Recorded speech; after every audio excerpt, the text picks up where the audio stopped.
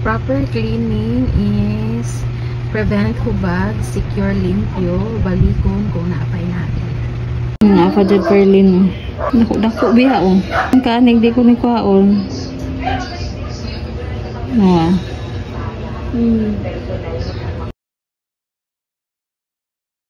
Kung tanaw ni mo murag limpyo na pero naapay nahabilin, ayaw kumpiyansa.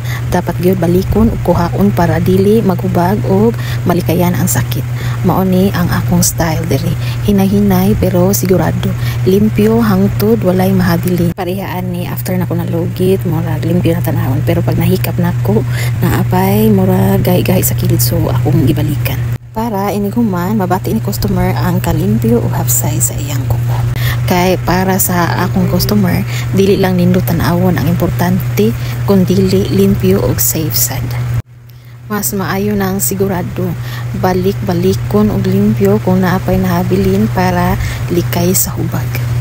So that's it mga suki. Follow, like, and share para updated sa sunod na ko nga good videos. Thanks for watching.